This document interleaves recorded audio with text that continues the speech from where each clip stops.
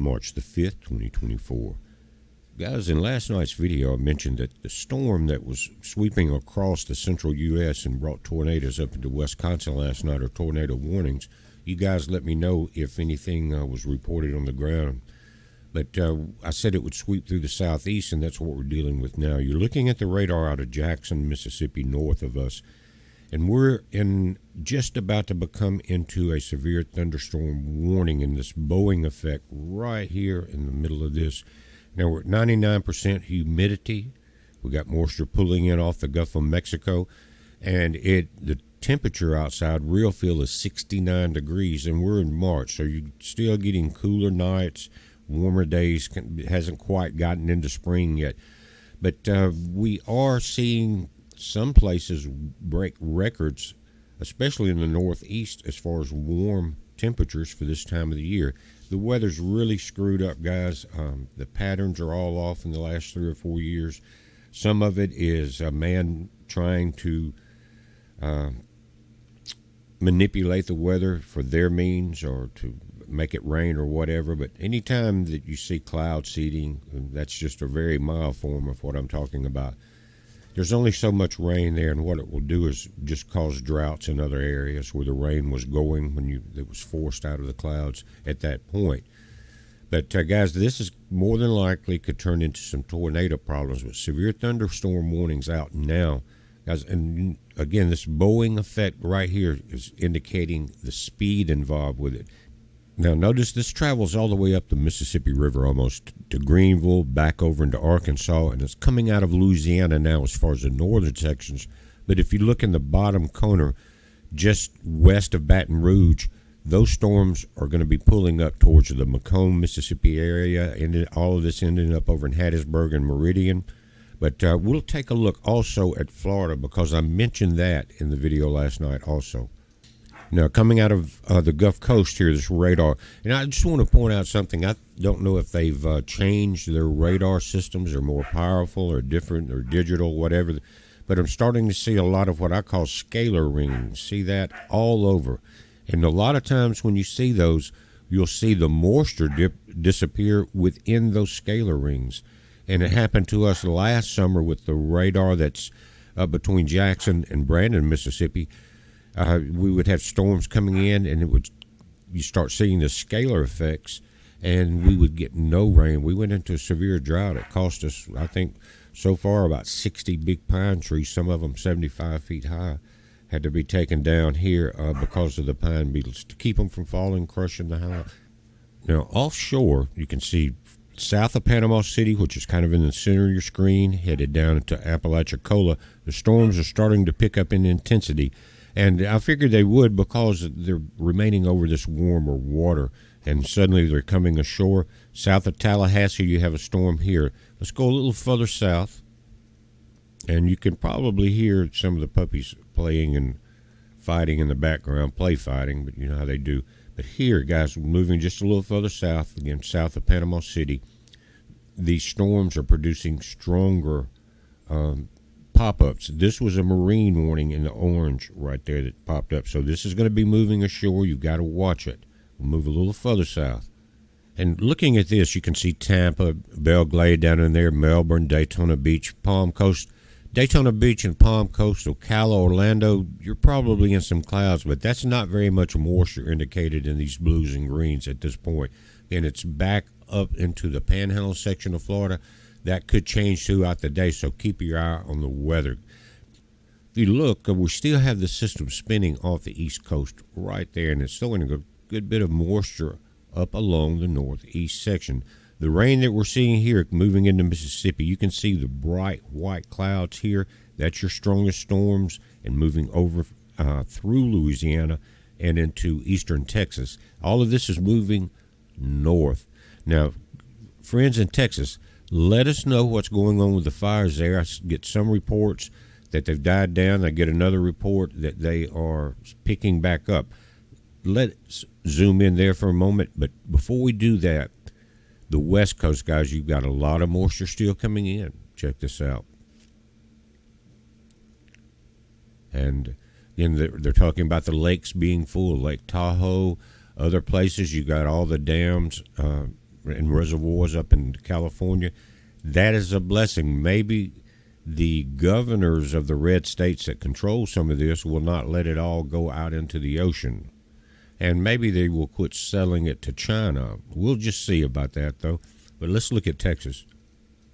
Now, we've got the satellite centered directly over Texas. The Panhandle currently is cloud covered. But, guys, even in the sections before it gets completely covered, I'm not seeing that much smoke. I'm sure there is some in some areas, but this is set to actually pick up. It's called natural color / fire in the filters for this particular satellite image. We do see the explosion in the storms in eastern Oklahoma and eastern Texas here, moving into Louisiana and into Arkansas. All of this is going to be part of that stream headed up to the northeast. But guys, keep your eyes on it. Let's take a close-up of California and the situation there. Southern California, you're getting somewhat of a break in the moisture all the way from the Mexican border up to south of the San Francisco Bay Area. And this is the area we were talking about the chance for earthquakes because of all the moisture and the ground is saturated and you're seeing streets split apart all along this area right there. So this is some reprieve to that moisture, but if we move north, it's a different story.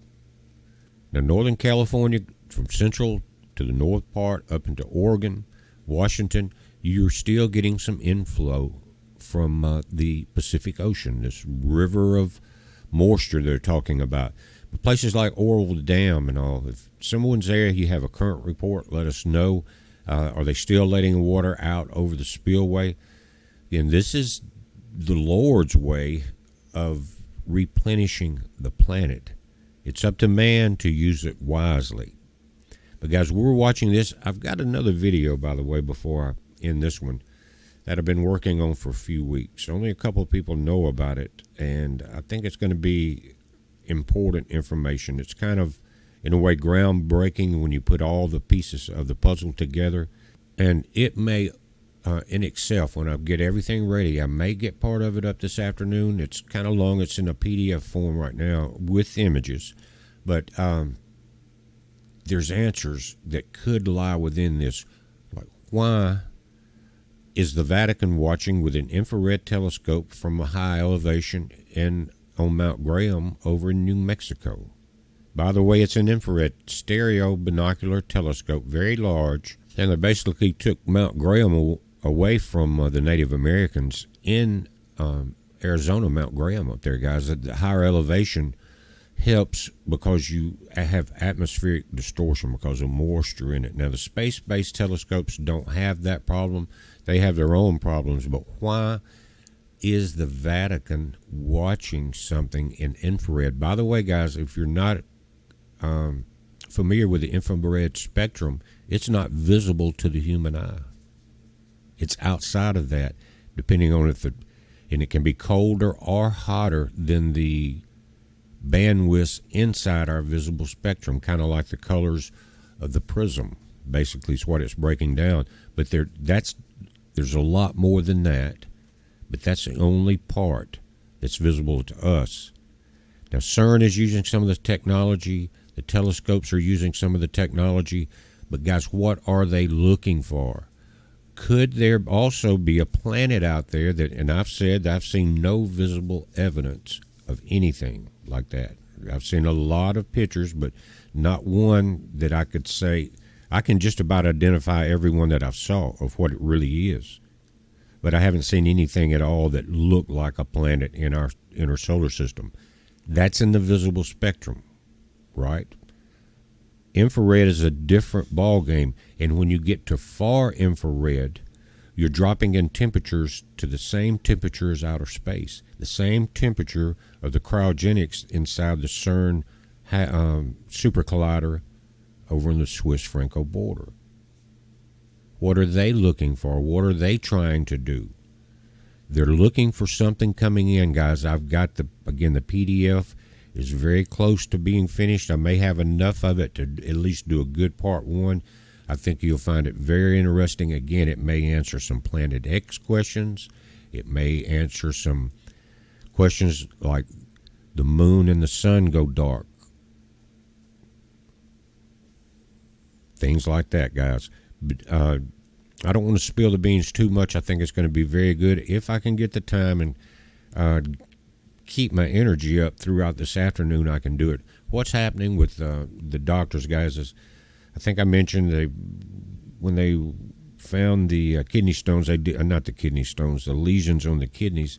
They started diving a little deeper, and they found the diverticulosis. And so it's kind of two problems, but it's causing blood pressure swings that sometimes about 3 or 4 o'clock in the afternoon, I'm completely drained and just chill out. But we're going to a GI specialist up in Jackson. I'm hoping one day this week. It's very crowded up there. They're very good at what they do, but there's a long waiting line. They're going to go in and check about the diverticulitis, and then get that done, and I'm taking a lot of medicine for it, and then they're going to move to the kidneys. They want to kind of go one thing at a time, but again, it's kind of a battle to maintain your energy level. So if you haven't seen many late night videos or anything like that, that is why, or even late afternoon videos on some days. But guys, again, I appreciate all that you're doing. It really takes some pressure off of me, and I appreciate it more than you know. This is a heads up. Be safe.